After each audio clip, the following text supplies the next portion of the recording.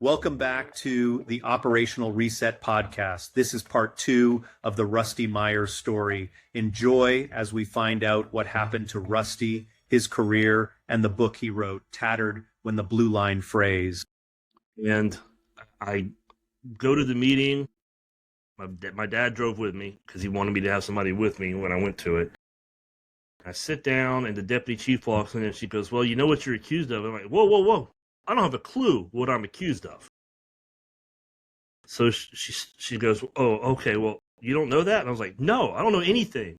I haven't heard from y'all in, 4 or 5 months." Yeah. So she sits down, she starts reading off these charges, and she reads, the first charge is failure to intervene in that you didn't stop the officer from kicking rocks. And I look at her and I go, "What are you talking about?" And she says, "The officer kicked rocks at the suspect." And I was like, "That never happened.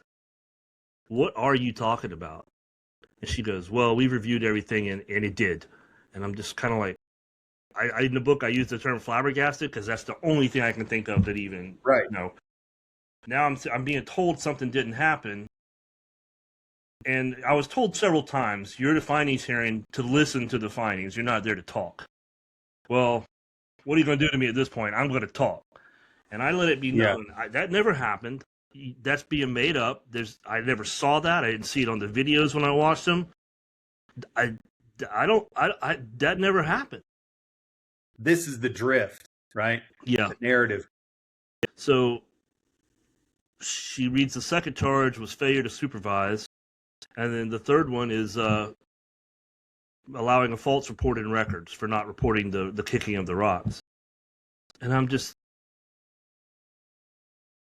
I told her, I said, "DC, you're that to this point, she's like, I'm recommending termination. You're firing me for something that didn't happen." And I told her that. And then she said, "Well, it did, and that's what we're doing." Well, I could appeal to the chief, so I signed the paperwork to appeal to the chief. And then I said, "Can I get a copy of the report?" Because at this point, I don't have anything. All I have is what I wrote. And she's like, "Oh, you don't have that?" I was like, "I don't have anything. I haven't heard from y'all in 141 days.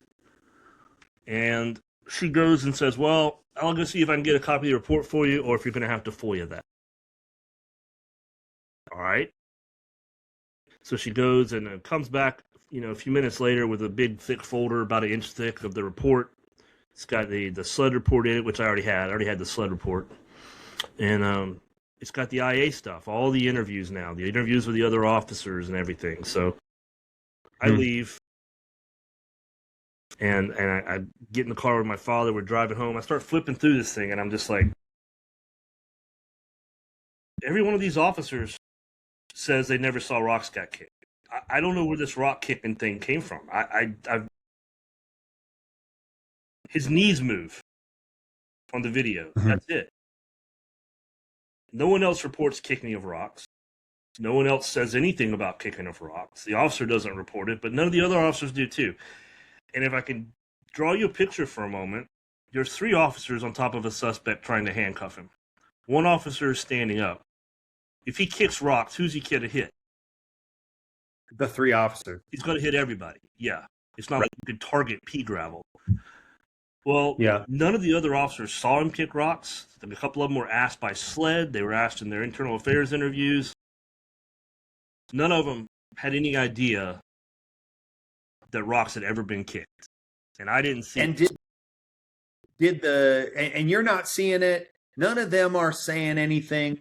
Did the suspect or the subject of the arrest, did that person say anything about it? Like, where do you think that came from?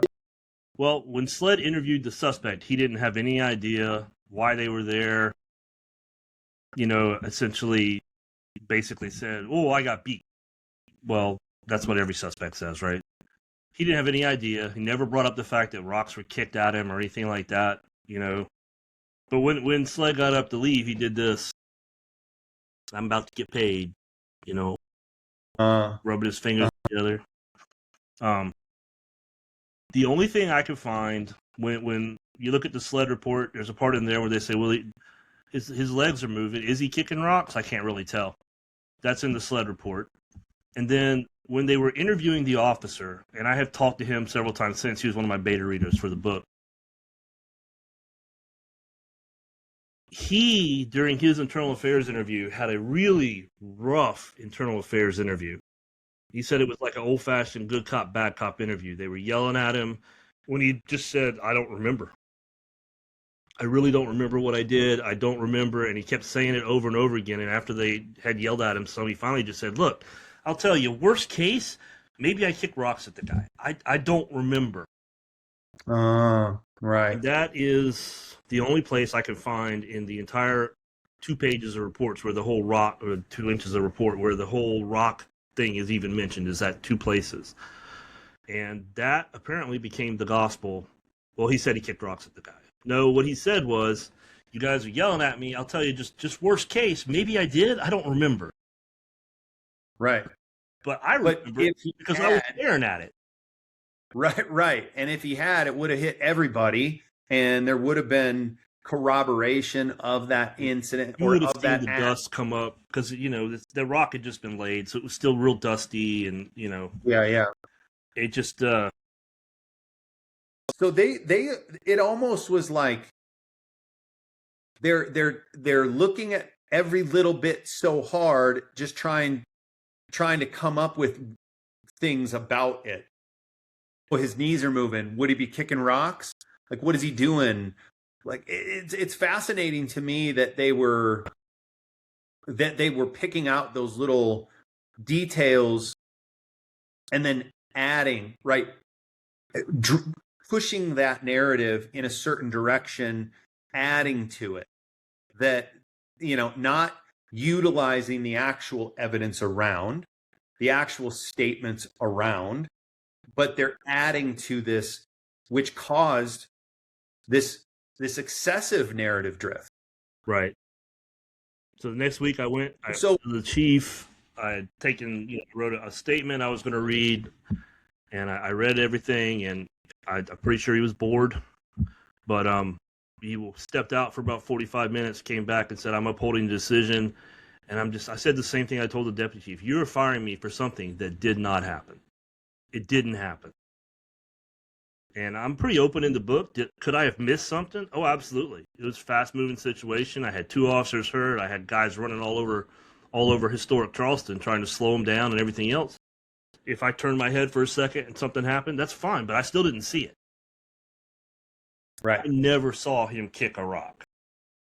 And if I don't see it, I can't put it in a use of force report. That's based on what I see. And I had never had an issue where my trust was questioned before, and my judgment was questioned like it was here. It really, it blew my mind. And at that point, they told me, we're going to report this as misconduct to the police academy. So now that's my certification, which means I can no longer be a cop anywhere. And I grieved it through the city, went to the grievance process, and lost that. I had served on the grievance board for 3 years, so I knew how to present a case, and I presented a good case. I covered policy violations by the department and everything else that had happened. And Chief even got up at one point and said, Rusty Myers knows our policies. And I was like, yeah, I do. I wrote a lot of them. I know them. I train them. And for whatever reason, there were 7 members of the board. I think only 5 of them actually voted to abstain for whatever reason. And I got a 2-line letter about a month later. Everything takes a month. So end of December, 1st of January, I get a letter saying the mayor has reviewed the details of the report, and he's upholding the decision to terminate. Well, I'd already scheduled, I had a grievance hearing on the 25th. Went to that, lost that, and he upheld the grievance committee stuff. And then it became a fight for my career at this point, because our certification in South Carolina is controlled by the academy. The department can't remove it. The academy reviews it.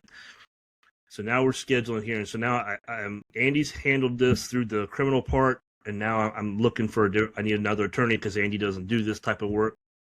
So I find a guy whose name I kind of knew because he'd been a Charleston County Sheriff's deputy for 25 years before he became a lawyer. And that's who I went to for my misconduct stuff, because I was like, I want a cop. I want a cop because he'll know what they're doing. And I knew he'd check me out. And I knew he was going to be told. And later on, he actually told me, I checked you out when you came and, asked me to represent you. And every cop told me the same thing. Good guy, they're screwing him over. And I said, well, that's why I selected you, and I expected you to do that, and I'm glad you did. I knew what you were going to hear. So we start preparing for what's called the, good Lord, I'm losing my place. We start preparing for the first academy hearing, which is basically a preponderance of the evidence hearing, where this attorney for the academy sits as the judge. The cases are presented on both sides. The videos are presented. And it's 50-50, right? 50 and a feather is all he needs to say, yes, something happened. No, something didn't happen. Was this a misconduct or is it not?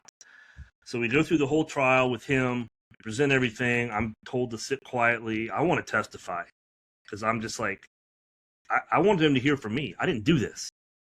And Jack was adamant about, no, if you get up there and they twist something you say, that's all it would take. So he said, you documented this. The documentation is solid. We're going to sit through and we're going to present the documentation, which is hard. But I'll tell you guys, if you get a lawyer that tells you to shut up and sit down, shut up and sit down. They know what they're talking about. So we present everything. And again, you don't find out anything that day. You do the hearing and the attorney goes back, the lawyer goes back and he writes his findings.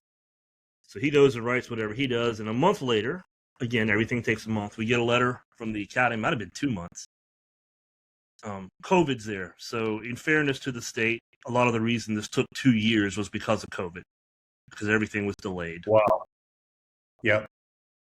We get the letter back from the from that hearing, and we're reading through it, and we get to the end, and it says inconclusive. And I'm like, wow. What does that mean? How can it be inconclusive? It's 50 and a feather. All he needs is yeah or no. Well, he doesn't make a decision. He pushes it off onto the Law Enforcement Training Council. He basically says the Law Enforcement Training Council should review this and make a decision. I didn't even know that was something. Jack had never seen that before in a misconduct hearing. He was like, I've never seen that before, So again, a couple of months go before we can get scheduled for the Law Enforcement Training Council. And the Training Council is made up of the head of SLED, the Attorney General of the state of South Carolina, and 7 police chiefs, and they rotate randomly. So we go into the hearing, and I'm riding up with Jack, and the whole time he's just preparing me to lose. He's, this is, if we're lucky, we'll get a suspension. At this point, I've been out of work for almost 2 years. If I get a 2-year suspension, I'm done in a week, and I can go back to work.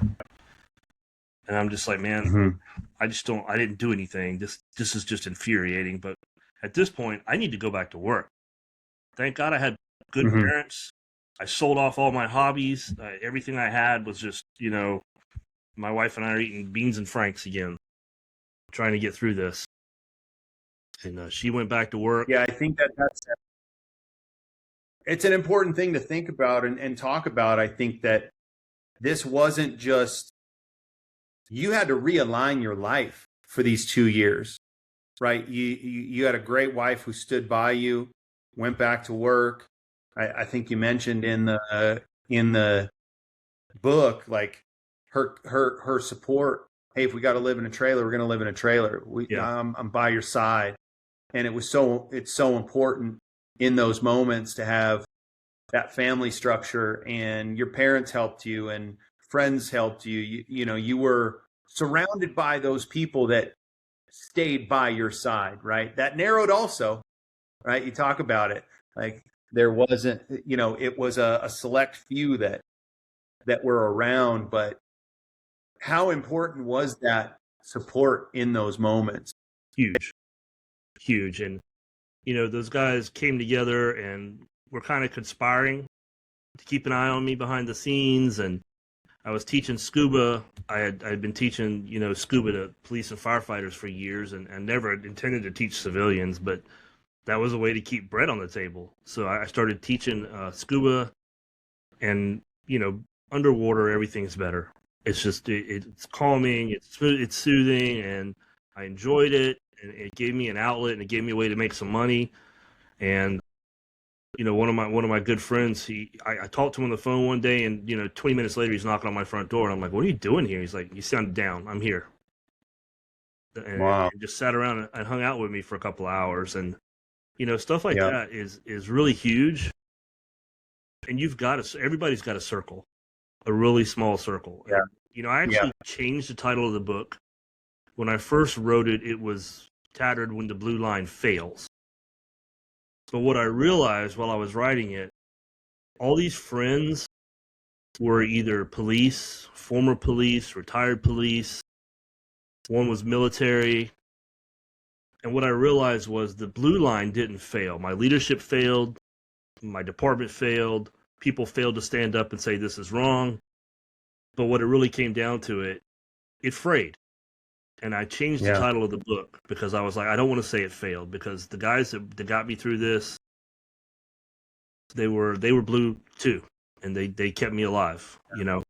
Yeah, and I think that it's important to remember those family members that are part of that line as well, because they're cursory to it. They're supporting it every day in their relationship, and it's I was just talking to somebody yesterday who supports, works in family support and helps with that stuff, and has those hard conversations and raises those topics that come up when these tough moments happen. And I think it's super important to bring up that part of it, and also the camaraderie that you felt outside of that blue line with when you were instructing scuba. You talk about it in a really like refreshing way in the book about those people became your squad. They became your people during that time, and that they were the ones that you were smoking and joking with, and having a good time in between these moments of despair and trauma. And they were the ones staying in touch and calling and checking, and hey, we're going to Florida. It was COVID. It was a great time to dive because the boats were half empty, the hotels were empty, the restaurants were cheap. This weekend we're going to go to Florida. Let's go dive. And my father helped me do that, so I could afford to pay for it. Although one trip, one of them paid for everything. It just they knew we were struggling. I had a guy helping me teach, and all he asked for was lunch. He didn't want any money for it. He knew where we were financially, and those guys were amazing. So me and Jack are driving up to the LETC hearing, and he's preparing me for a loss. He's hoping that we get a suspension, maybe some retraining or something, because the LETC can suspend you up for up to 3 years. They can take your certification forever, or they can do a combination of that with some type of training, and So I'm just, the whole way up there is just a depressing trip, because my lawyer's telling me we're going to lose. He's like, these guys are chiefs. Chiefs don't go against other chiefs. We're gonna, they're gonna support the city because they want that support if they're ever here. Mm-hmm. So we get up there, and this is a little different because they have all been given the case file, and they've reviewed the videos and the case file and everything before we ever get there. And the one good thing here was the officer's case had gone a couple of weeks before mine, and he was given a 1-year suspension and a class he had to take. And he'd already served, a year. He'd already been off for a year too. So, he was could have gone back to work. He chose to get out of law enforcement. So we get up there, and then we present the case, and it's basically closing arguments type of thing. My lawyer gets up and talks, and he tells me, I want you to sit there, don't make any faces. So I'm not. It's like my dad said, I'm a terrible liar, and I wear my emotions on my face. So he's right. Sit there. Don't smile. Don't do anything. Just, I just want them to see you sitting there as a human being. Yeah. It's kind of sitting behind him as he's presenting everything. And then the city gets up and they present it. Well, the rocks are tossed out because when the officer's case went a couple weeks before, the LETC had already ruled. You never see that. There's no evidence of that this is a court that requires evidence. The rocks are gone. So she brings it up, and they're like, "Yeah, we've already decided the question of the rocks. That's gone." So they present their case, and they get to the point where the LETC can question you. Each one can ask questions. So they ask a few, and then it just gets quiet, and no one's saying anything. And that's when the Attorney General of the state of South Carolina said, "This is not misconduct. Why are we here?" Mm. And the irony was, the funny thing, and this honest to God happened, when we presented this case, we used Jack's wife, who's now a judge, the attorney's wife, is also a lawyer, and now she's a judge. She didn't work on my case, so she sat as like the judge for our practice case. Mm-hmm. And about 5 minutes into the case, she stopped us and said, "That's it? Why are we here?" And I was like, this is part of the loop that's been going through my head for 2 years now. Why are we here? Why are we here? Why are we here? What is this? Why did this happen? And I kind of sat up. Jack said, "Don't do anything." But now I'm like, well, wait a minute. Now that sounded good. So at that point, they're like, let's take a vote. Let's take a vote. So they take a vote. The chief of SLED abstained. And I talk about in the book some stuff that had gone on with SLED. So that's probably why he abstained. The attorney general and 5 police chiefs voted that there was no misconduct. 2 of them voted misconduct. So it wasn't a unanimous decision, but I was expected to lose. So they basically found no misconduct, no sanction, no suspension, no training required. You can go back to work tomorrow. Wow. And even we got back in the car as we were leaving. I'm calling my family because my parents were on a trip to Utah, and Jack's calling his lawyer buddies at the same time. I overhear him going, "Dude, I got a full no misconduct. This is unheard of at this point." And I'm calling, and I'm telling my parents, and my aunts were all in the car, a big family trip they took out to Utah. And my mom starts crying when I tell them. My dad starts crying. I look at Jack and I go, "Okay, they made my mama cry. Now I'm really mad. We need, turn around. Turn around. I got to go." He didn't, but I was joking. It was a good day. I was cleared. Yeah. But South Carolina, they don't have to hire me back. There's no mechanism for the city to re-employ me. So my career at the city's over because they've already said, "You're not coming back. You're terminated." Yeah. But I had a reputation in law enforcement. I had a good friend who was the chief of Somerville PD, Doug Wright. I have known Doug for 31, 32 years, and I had been in touch with him throughout the process. He was, one of my supports, and called, and Jack had already told him. Jack had already told Doug before I did. I'd like to come in and maybe interview, and Doug was like, "Yeah, we'll see you tomorrow morning, 8:30. Be here." So I go in at 8:30. I'm in the same suit. It's my favorite suit now because I won in it. Right. So I wear it, and I go in there, and the deputy chief comes out and gets me and call, "Lieutenant, come on back." And I was like, "Well, not anymore." So we go back to Doug's office, and he's sitting behind his desk, and there's like a foyer. And as I'm coming in, he jumps out of his chair, and he rushes over to the foyer, the door. And Doug is a big man. He's a polar bear. That's what I said in the book. Polar bear of a man. And he just grabs me, and he hugs me and pulls me in tight, and he goes, "Rusty, brother, I know you've been waiting a long time to hear this. I know what you've been through. You're hired. Have a seat." And we sat down, and, he knew the case. We talked about some of the stuff, and he's like, "We don't really have to talk about this, but that's what was on my mind, And, we set up a start date, and I came in. I worked for a couple of weeks on the road, which after being a lieutenant for 10 years, it's different. You get in these cars now. Number one, it was a Charger. And a Charger, you don't really get into it. You kind of put it on. It's a very small car compared to what I was used to. Right. All kind of bells and whistles and buttons and computers and radars and all this other stuff that I had never had before. This stuff didn't exist when I came off the road. So I spent a few weeks doing that, and I really enjoyed going back on the road a little bit because for the first time in years, I was only responsible for one person. That was different. Yeah. A couple of weeks after I'd been there, the internal affairs inspector put in his papers to retire. They put out a thing, and a lot of people came to me and said, you should put in for this, you should put in for this, you should put in for this. So I put in for it. We had the interview process and all, and I was selected to be in internal affairs after being fired by my former agency's internal affairs, which is just something. Right. Who better though? Right? Like who better though? It gives you a respect for the power of that position that I don't think anyone else, you don't have that respect until you've been through it. And right. got promoted to the inspector. They had a ceremony because there were several people getting promoted, and I was the last one. And Doug called me up, and he's holding my badge, and my family's there. My mom, my dad, my wife, my son had come.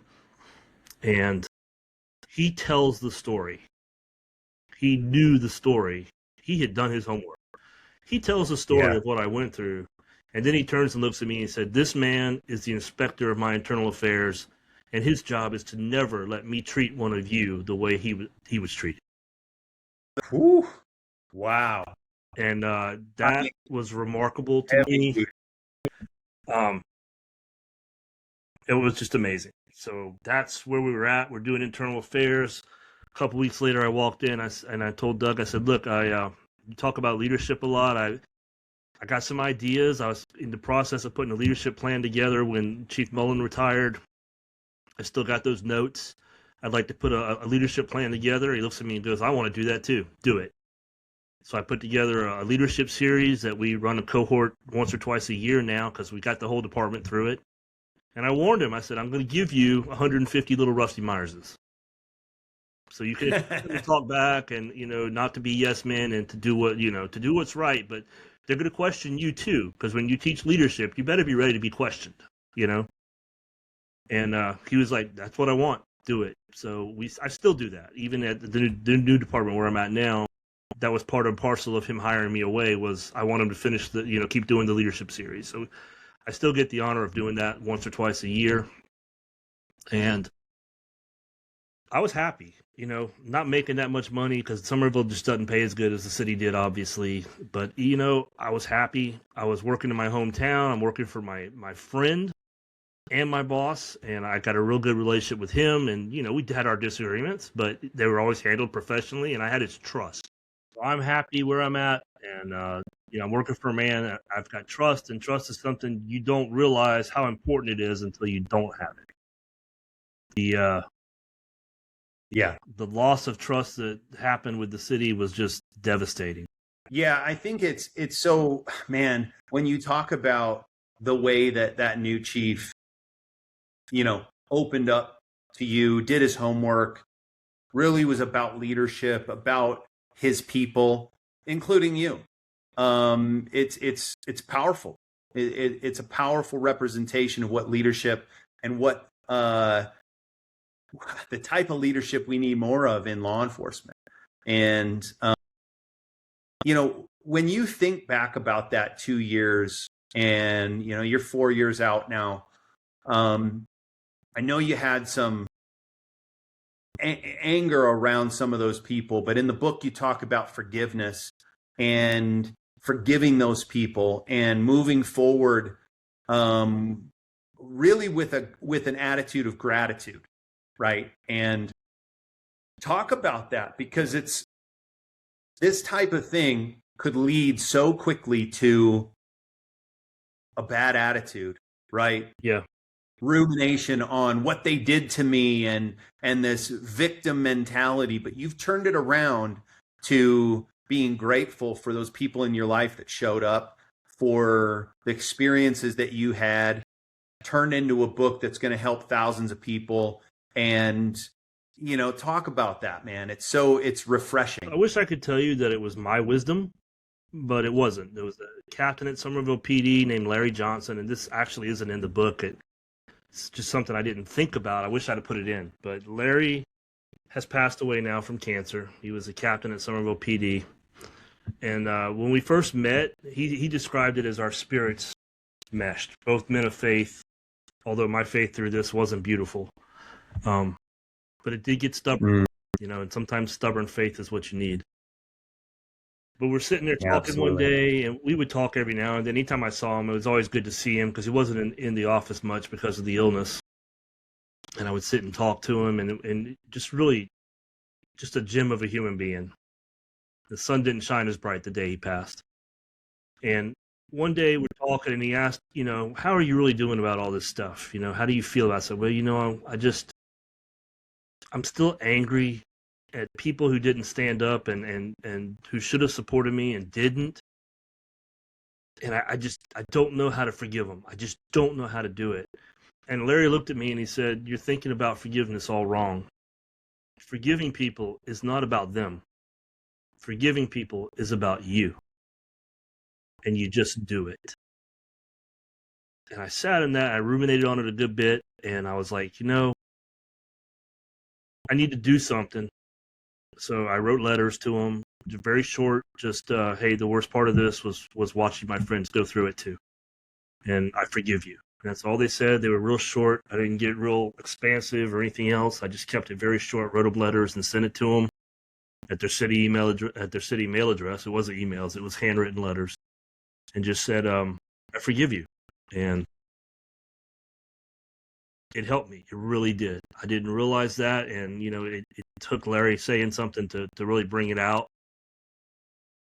And I miss him. I wish he was still with us. But I'm very fortunate to have at least had that conversation with him that day, because I might still be angry if I hadn't realized that I'm not forgiving them for them. I'm forgiving them for me. That's so huge, Rusty. It's such good wisdom to share, and I know you share it through the book, and it definitely comes across. And you're sharing. I appreciate you sharing it here because it's so important for people that have gone through these moments. And I talk to them on Instagram all day about these challenges, being fired or being accused of something. Doing, in every decision in life, self-destruction's an option. And you just, you can't do that. You can't just quit. So I worked at Somerville. I was like, I'm going to retire from here. I only got a few years left. I can get out, or I can stick around if I'm still having fun. Right now it's a good place to be. I'm enjoying it. And I go to block training one day. We're doing active shooter, and I'm running the drill last because I was an instructor. So I'm running the drill last, and part of the drill was, plugging a gunshot wound in a fake leg that shot water at you if you didn't plug the wound right. So I get out there, and the kid that's controlling the water hose had been through an internal affairs investigation just recently and had to eat a little bit of crow because he was wrong.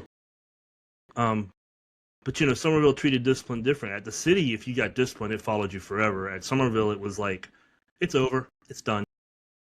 Which was a unique thing for me to see, because this is only the second agency I ever worked at, Right. I screw it up, I got the tactics on active shooter down. I know that, but plugging an entry wound on a leg is not something I'm good at.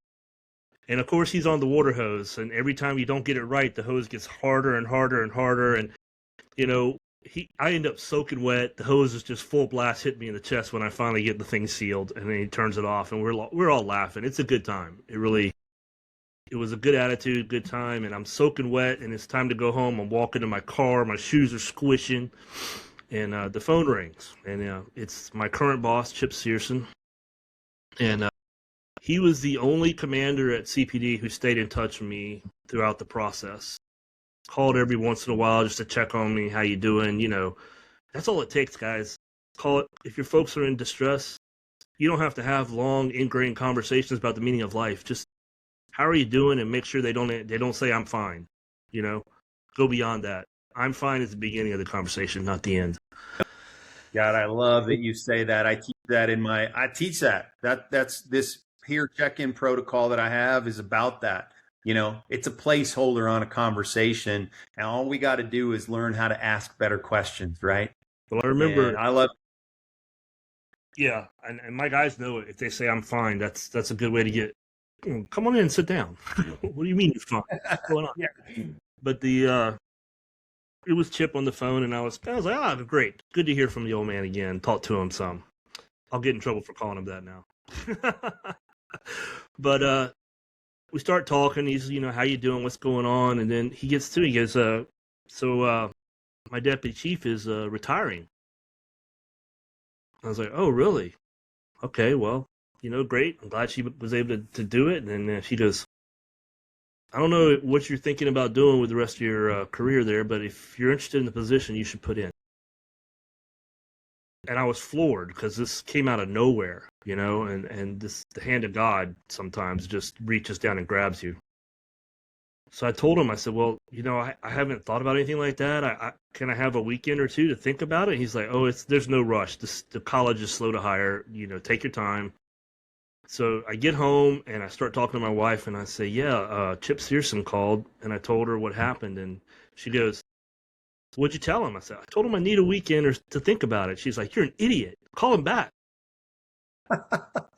And I was like, well, let me call Dad. So I call my father, and because he's been through my side this whole time, he's been beside me through the whole thing. And I'm talking to him, and I tell him what happened, and he says, what'd you tell him? And I said, well, I need a weekend. You're an idiot. Call him back. And I said, well, I can't do anything until I talk to Doug, right? We have plans here. We're making a department that's different. We want to do some things that are different. I got to talk to Doug before I make a decision. So Monday morning comes around, because of course it happened on Friday. Monday morning comes in, I go to Doug's office, and you know, I'm kind of like, I don't know how this is going to go. And I sit down and I say, Doug, something happened, and I wasn't looking for this. It just came out of nowhere, and I told him what had happened. And Doug looked at me and says, what'd you tell him? And I said, well, I told him I needed to think about it. And Doug goes, you idiot, do you need to use my phone?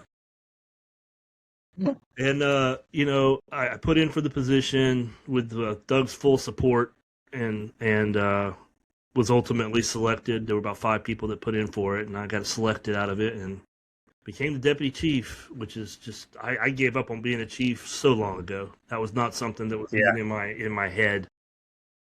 And still teach the leadership series, still honored to do that at Somerville, but my wife was thrilled when I finally got the call. We were planning on getting some Uber Eats that night, and I told her, I said, we're ordering steak. And she goes, you got the job.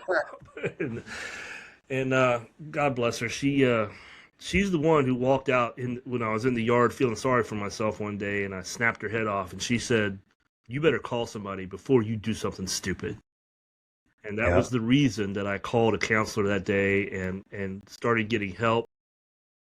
And if you're going through stuff, man, counselors, he was an amazing guy. And I ended up with a counselor who specialized in first responders. That's important because we are a hard breed to get to. We don't like to talk. We don't like to trust, you know, anybody outside of the blue wall, which is not a wall, as I found out. And I credit her with saving my life because I was on a downward spiral. I had a plan. You know, when she said that, I sat in the yard angry. She don't know what she's talking about. I've been through training. I know all this stuff. Well, you know, like all good commanders, I spent most of my training doing this. You know, my phone, playing with my phone. Right. But the one thing I remembered was the checklist, because every class, whether it's mental resiliency or mind armor or whatever the mental warfare class you've been to, there's a checklist. They say, these are the things to watch out for. And I remembered the checklist. And as I started going down it, I realized I'm checking every single box. And the last one on most checklists says plan. They have a plan. And as I sat there, I realized I not only had a plan, I had an extensive plan. I knew where, I knew what I wanted to do. You know, you see the hats behind me. I was going to surround myself with my hats. The hats I wore in life, the hats that were the real me. And it was an extensive plan. I knew where, I just didn't know when. And when I got to Tom for counseling, the first thing we were talking about, obviously, is what I was going through. But after about 3 sessions, he stops and he's like, there's more here. What do you dream about? And I started talking about a young officer that got killed in line of duty that I had trained that was a good friend of me and my family. And then I started talking about, you know, all the stuff we went through with Mother Emanuel, the response to that, and the trauma that the whole department dealt with, and the Charleston 9 firefighters. You know, I knew about 5 of them. 1 of them had married a young lady in my squad.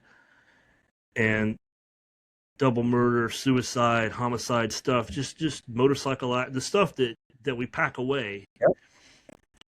And he looked at me and he said, you have PTSD, which I now call PTSI. It's an injury. It's not a disorder. It's an injury. And whenever this happened, my closet exploded open. all the stuff I packed away for years and stuck to the side and said, I'll get over it, no big deal, no big deal. It all came out. It all blew out. And the months I spent with him were probably some of the best I've had in the career, because I began to understand why I was short with my wife. Why am I short with the one person who supports me all the time? Why is she the head I'm biting off, And God bless her, she stuck with me through it. And 31 years. We've been married 31 years. So congratulations. Yeah, it's amazing, man. This awareness the awareness that you came to, I think, is so critical. And it's built into a lot of these things that we do, awareness. Mm-hmm. But that self-awareness is something that we got to train, and we got to be aware. We have to, no pun intended, we have to be aware of, and we have to really get in touch with. And I think it's super impactful to watch for those things in yourself, watch for those in your friends. If you're a spouse of law enforcement, watch for those. And don't be afraid to tell them you got to get help, because that's what have the strength to stand up, right? And have that, and say those hard words, because it's hard, Yep. And the church we attended, we had a new pastor while all this was going on. And the guy walked in, and he's big North Carolina accent guy, and he starts talking. I look at my wife, and I go, that guy looks like a cop. And a few minutes later, he starts telling stories about when he was undercover narcotics. And sure enough, he's a retired sheriff's captain from Buncombe County in North Carolina. We really hit it off. I went to breakfast with him, told him all what I was going through, and he was there for us the whole time. And, I said earlier, my faith wasn't pretty. It was ugly. My faith, I was angry at everyone, including God. Why are you doing this? Because, we want a plan, and God, we don't see the big plan. The big plan is more than us, And when I was promoted to deputy chief, Richard, my pastor, was the man I chose to pin my badge on. Mm. And he was another cop that supported me through the whole thing, and just was a brother. And I don't mean the way we talk about, brother. No, he was a brother, and still is. Yeah, was a good friend, and just understood what I was going through, and was able to identify with it. And he, when he preached, he didn't preach that cops don't have problems. He preached about his problems, And I was very blessed in the people that were around me when this happened, and like I said, eventually my faith just got stubborn, and I was just, I'm not giving up. I'm not giving up. But I got to that point because I didn't do something stupid earlier. I had to work through all that. Yeah. You had the capacity, right? So many have this capacity. They just have to have the strength to take that capacity of resilience and move it in the right direction. And it takes that community around you. It takes those key people in your life. I do think it takes, community is part of that purpose or spirituality that one might connect with. One of my teachers who just passed recently, said, highest truth is highest joy is highest level of functioning. So whatever that highest truth is for you, that faith or that belief system, it should create highest joy, and it should create highest level of functioning. And if it does that, man, dig in that spot, get deep in that. And it sounds like that's what you're doing. And man, Rusty, I so appreciate you coming on and being vulnerable, sharing this story that, look, we see it now as wisdom, right? It's wisdom that you can share to others that are struggling in this place and have those plans and need that training. When you start training people, everything becomes an opportunity to learn. Even that day, I was like, "Oh, we're going to video this. This is going to be a good video for training. This is how it's done." That's in my mind while I'm getting the video camera that ends up into that career. But that's kind of what I fell back on was, I want those years that I spent going through this to have purpose. And if that purpose could save another officer, then there's no higher purpose. If he was in a fight, I'd back him up. And if they're in a fight with their brain, I hope this book can back them. Man, I love it. Where can people get the book? Talk about that. Tell us the name of it. Tell us where we can get it, and so people can go out and support it. The book is called "Tattered: When the Blue Line Frays." It's available on Amazon.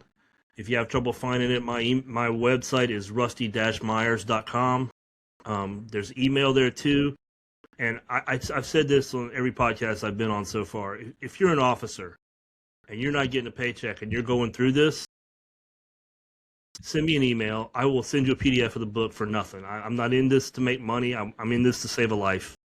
And I don't care. If you need the book, I've been there where I had to eat Pop-Tarts and hot dogs every day, and I'm not going to make you pay $7.99 or $17.99, whatever it is, for the book. If you need it, I will give it to you. That's what it's about. It's about backing up my brothers and sisters that are going through something and they're considering the worst. They're going to make a permanent solution to a temporary problem, because the blue line is thin enough. And we need them to be there. We need them to stay at the Yeah. Yeah. Well, I appreciate it, man. For anybody out there, I'll find it on Amazon and put the link here in the description as well. And go out and support your people, support your friend group, support your family. Like, have these conversations. Get connected with Rusty. Get connected with myself. You can build around you that group. You're the combination of the 5 people that you hang around with most. Choose them wisely. And if you need to start that group in an impactful way, reach out to this guy right here. Reach out to me, and we can help you build that. You're not alone. Rusty, thank you so much. But you're not. You are absolutely not. You're not. Right. Absolutely. There's resources you're not alone. In the book too, and contact resources that are free. When I went to the county, people think, oh, it's expensive, and all your EAP resources are gone when you're terminated. It was $5 a visit. They have a thing if you're unemployed that it's like $5. So it's not expensive, right? You can get some really great help, but there's resources in the book. I wasn't sure if I wanted to put them in there because they'll probably change, but they're in there because I had decided in the end it was more important. If somebody reads this and says, I need to make a call, I want them to have a number at the tip of their fingers. So we are out there. People care about you. I don't know you, but I care about you because you're one of my brothers. Yeah, me too. Yeah, me too. And I appreciate it, man. I know that people are going to hear this and they're going to appreciate it. Thank you for sharing. Thank you for coming on here. If anybody is interested, get in touch with Rusty. If you need help, you're at this place where you're burned out, you're frustrated, you're trying to either get back to that place where you can live that meaningful, purpose-driven life, and you don't know the steps, it's what I do. Reach out to me, and let's talk about that accountability and that structure and that community and connection that you need to get on that path back to being proud of the person that you look at in the mirror. And Rusty, thank you so much. Everybody that's listening, thank you for listening. Please share this with a friend. It means a ton to me and can help somebody else. And enjoy your right now. Stay sharp, and we'll see you on the next episode. Thank you for having me.